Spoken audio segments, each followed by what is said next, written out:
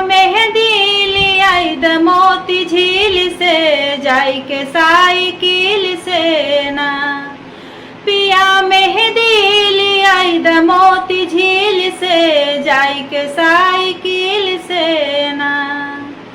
पिया मेहंदी लियावा खुद पीस के लियावा। पिया मेहंदी लियावा खुद पीस के लियावा। हमारे हथवा में हो हमारे हथवा में लगाई द काटा कील से जाई के साइकिल से ना।